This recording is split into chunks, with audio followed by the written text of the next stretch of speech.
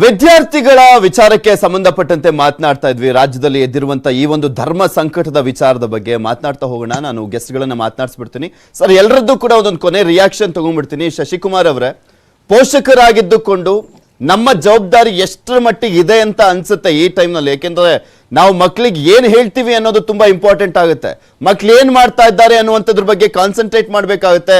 ಹದ್ದಿನ ಕಣ್ಣಿಡ್ಬೇಕಾದಂತ ಪರಿಸ್ಥಿತಿ ನಿರ್ಮಾಣವಾಗಿದೆ ಈಗ. ಖಂಡಿತವಾಗ್ಲು ಸರ್, ಈಗ ಮೊದಲಿನ ತರ ಈಗಿನ ಪರಿಸ್ಥಿತಿಗಳಿಲ್ಲ. ಯಾಕೆಂದ್ರೆ everything is in your finger tips. ನೀವು ಒಂದು ಮೊಬೈಲ್ ಕೊಟ್ಟು ಪ್ರಪಂಚ ನೋಡ್ತಾರೆ ಮಕ್ಕಳು. ಅದ್ರಲ್ಲಿ ಪೋಷಕರಿಗೆ ಮೊಟ್ಟ ಮೊದಲು ಹೇಳ್ಬೇಕಂದ್ರೆ, ಈಗ ನೀವು ನಿಮ್ಮ ಮಕ್ಕಳ ಬಗ್ಗೆ ಅಷ್ಟೇ ಗಮನ ಹರಿಸಬೇಕಾಗುತ್ತೆ. ಅವ್ರು ಏನ್ ಮಾಡ್ತಾ ಇದಾರೆ, ಅವ್ರು ಏನ್ ಓದ್ತಾ ಇದಾರೆ, ಎಲ್ಲಿ ಹೋಗ್ತಾ ಇದಾರೆ, ಅವ್ರು ಯಾವ ಸ್ನೇಹಿತರನ್ನ ಇಟ್ಕೊಂಡಿದ್ದಾರೆ. ಈಗ ಏನಾಗುತ್ತೆ, ಪೋಷಕರಿಗೆ ಭಾರ ಜಾಸ್ತಿ. ಅಂದ್ರೆ ಒಂದು ಕಡೆ ಸಂಪಾದನೆ ಅಥವಾ ಫೀಸ್ ಕಟ್ಟೋದು, ಶಾಲಾ ಶುಲ್ಕಗಳು ಕಟ್ಟೋದು, ಅದ್ರ ಜೊತೆಗೆ ಮಕ್ಕಳು ಎಲ್ಲಿ ಹೋಗ್ತಾ ಇದ್ದಾರೆ, ಏನ್ ಮಾಡ್ತಾ ಇದ್ದಾರೆ. ಸರ್, ಇದು ಪೋಷಕರದ್ದು ಒಬ್ಬರದೇ ಬರೋದಿಲ್ಲ. ಇದ್ರ ಜೊತೆಗೆ ಆಡಳಿತ ಮಂಡಳಿನೂ ಅಷ್ಟೇ ರೆಸ್ಪಾನ್ಸಿಬಿಲಿಟಿ ತಗೋಬೇಕು.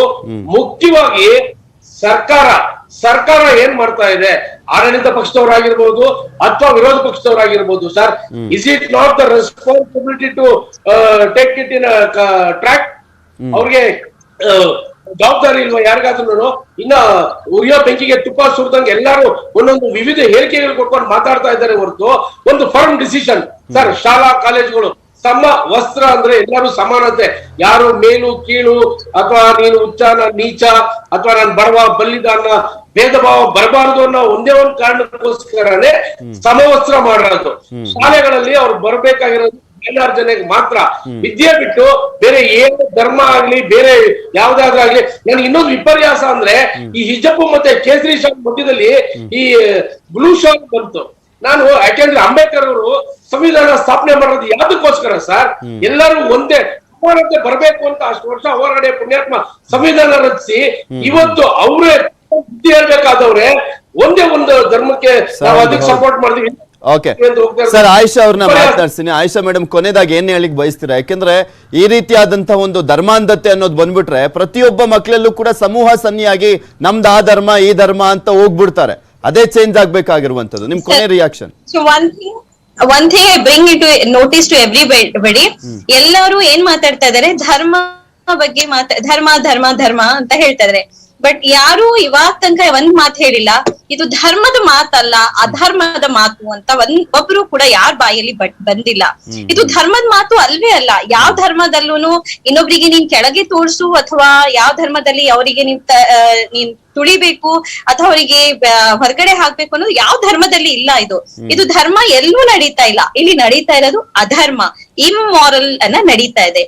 ಸೊ ಮಕ್ಕಳಲ್ಲಿ ಇವಾಗ ನಾವ್ ಏನ್ ಮಾಡ್ಬೇಕು ಅಂದ್ರೆ ಮಾರಲ್ ಸಪೋರ್ಟ್ ಕೊಡ್ಬೇಕು, ಅವರಲ್ಲಿ ಮಾರಲ್ ಡೆವಲಪ್ಮೆಂಟ್ ಮಾಡ್ಬೇಕು.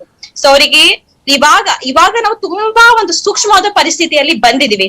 ಸೊ ನಾನು ಪೋಷಕರಿಗೆ, ಆಡಳಿತ ಮಂಡಳಿಗೆ, ವಿರೋಧ ಪಕ್ಷರಿಗೆ ಎಲ್ಲರಿಗೂ ಏನ್ ಹೇಳ್ತೀನಿ, ಸೊ ನಿಮ್ ಏನ್ ಪಾಲಿಟಿಕ್ಸ್ ಇದೆ, you keep it away from the children. ಮಕ್ಕಳಿಂದ ನೀವು ಸ್ವಲ್ಪ ದೂರವಾಗಿರಿ.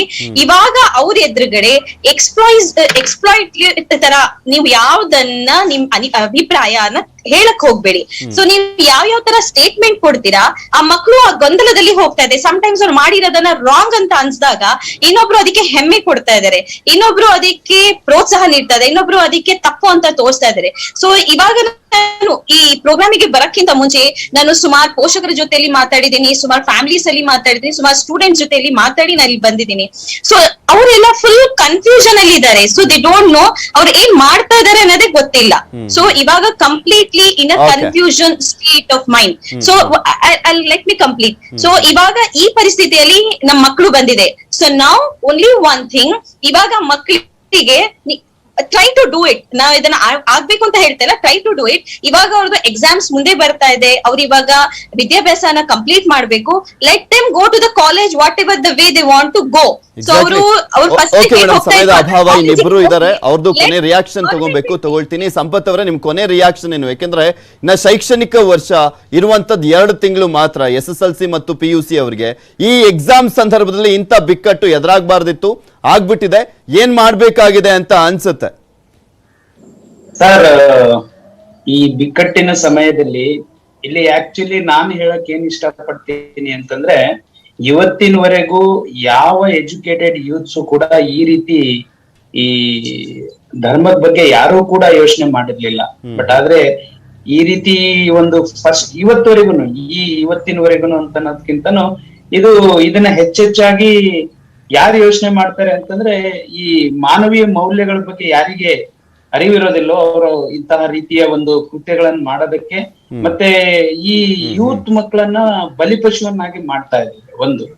ಸೊ ಈಗ ಈ ಪರೀಕ್ಷೆಯ ಸಂದರ್ಭದಲ್ಲಿ ಹೀಗೆ ಧಾರ್ಮಿಕವಾಗಿ ಜಗಳಗಳನ್ನ ಮಾಡ್ಕೊಂತ ಹೋದ್ರೆ ಇದರಿಂದ ಯಾವುದೇ ರೀತಿಯ ಉಪಯೋಗ ಇಲ್ಲ ಸರ್. ರಾಷ್ಟ್ರಕ್ಕೆ ನಷ್ಟನೇ ಇದೆ ಹೊರತು ಯಾವುದೇ ರೀತಿಯ ಅದನ್ನೇ ಅರ್ಥ ಮಾಡ್ಕೊಳ್ಬೇಕಾಗಿದೆ ಸರ್. ನೋಡೋಣ ಯಾವ ರೀತಿಯಾಗಿ ಮುಂದುವರಿತಾರೆ, ಯಾಕೆಂದ್ರೆ ನಾಳೆಯಿಂದ 9th 10th ಆರಂಭವಾಗ್ತದೆ. ರಾಜು ಅವರ ಕೊನೆ ರಿಯಾಕ್ಷನ್ ಅನ್ನ ಪಡ್ಕೊಳ್ತೀನಿ.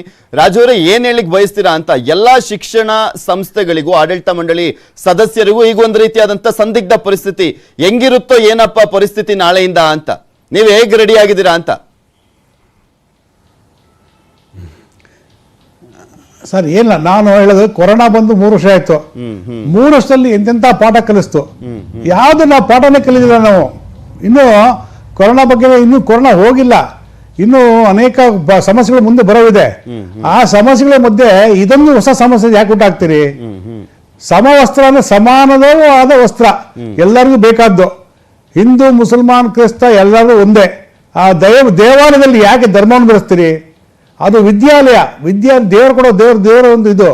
ಅದರಲ್ಲಿ ಧರ್ಮವನ್ನು ಬೆಳೆಸಿ ಮತ್ತೆ ನಮ್ಮ ಮಕ್ಕಳು ಅಂದರೆ ಅವರು ಅರಳ್ತಿರ್ತಕ್ಕಂಥ ಮಗ್ಗುಗಳು, ಆ ಮಗ್ಗುಗಳಿಗೆ ನಾವು ಸುವಾಸನೆ ಕೊಡಬೇಕು ವಿನಃ ಅವಕ್ಕೆ ಬೇರೆ ರೀತಿ ವಿಚಾರಗಳನ್ನು ತುಂಬಿ ಅವ್ರನ್ನ ಅಪಚಾರ ಮಾಡಬಾರ್ದು. ಯಾಕೆಂದರೆ ಅವರು ದೇವರು ಸೇರಬೇಕಾದಂಥ ವಿಚಾರಗಳು. ಆದರೆ ನಮ್ಮ ಕೀಳು ಮಟ್ಟದ ವಿಚಾರಗಳಿರ್ಬೋದು ಅಥವಾ ಯಾರೋ ಒಂದು ಜಾತಿ ವಿಚಾರ ಇರ್ಬೋದು, ಧರ್ಮದ ವಿಚಾರ ಹಾಕ್ಬಿಟ್ಟು ಆ ಮಕ್ಕಳಲ್ಲಿ ಬಿತ್ತುವಂಥ ಅವಕಾಶ ನಾವು ಮಾಡ್ತಾ ಇದ್ವಿ. ದಯಮಾಡಿ ಇದನ್ನು ತಡೆಗಟ್ಟಬೇಕು. ಯಾವುದೇ ಕಾರಣಕ್ಕಾಗಲಿ ಆಡಳಿತ ಮಂಡಳಿ ಇರ್ಬೋದು, ಶಿಕ್ಷಕರಿರ್ಬೋದು ಅಥವಾ ಪೋಷಕರಿರ್ಬೋದು, ಅವರೆಲ್ಲ ಉದ್ದೇಶ ಏನಿರಬೇಕು, ನಮ್ಮ ಮುಂದೆ ಬರತಕ್ಕಂಥ ಜನಾಂಗ ಒಂದು ಒಳ್ಳೆ ಸದೃಢವಾದ, ನ್ಯಾಯಯುತವಾದ, ಧರ್ಮಯುತವಾಗಿ ನಡೀತಕ್ಕಂಥ, ರಾಷ್ಟ್ರಭಕ್ತಿ ಉಳ್ಳತಕ್ಕಂಥ ಮಕ್ಕಳು ನಮಗೆ ಬೇಕು. ಧರ್ಮಯುತವಾದಲ್ಲ, ರಾಷ್ಟ್ರದ ಬಗ್ಗೆ ಗೌರವ ಇರತಕ್ಕಂಥ, ರಾಷ್ಟ್ರದ ಬಗ್ಗೆ ಅಭಿಮಾನ ಇರತಕ್ಕಂಥ, ರಾಷ್ಟ್ರನ ಪ್ರೇಮಿಸತಕ್ಕಂಥ ಮಕ್ಕಳು ನಮಗೆ ಬೇಕು.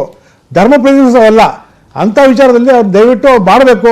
ಈ ಕಾರ್ಯಕ್ರಮಗಳಲ್ಲಿ ಶಿಕ್ಷಕರು ಮಾಡಬೇಕು, ಪೋಷಕರು ಮಾಡಬೇಕು, ಆಡಳಿತ ಮಂಡಳಿ ಮಾಡಬೇಕು. ಮಕ್ಕಳಿಗೆ ಯಾವ ವಿಷಯ ಬೀಜ ಬಿತ್ತರಂತೆ ಅವರನ್ನ ಒಳ್ಳೆ ಸಸ್ಪೆಂಜಾಗಿ ಮಾಡೋ ಕರ್ತವ್ಯ ನಮ್ಮೆಲ್ಲರ ಮೇಲಿದೆ ಅಂತ ನನ್ನ ಭಾವನೆ. Okay, thank you so much sir. ಇಷ್ಟೋ ತನಕ 4 ಜನರು ಕೂಡ ಭಾಗಿಯಾಗಿ ನಿಮ್ಮ ಅಭಿಪ್ರಾಯವನ್ನ ವ್ಯಕ್ತಪಡಿಸಿದ್ದಕ್ಕೆ ಧನ್ಯವಾದ.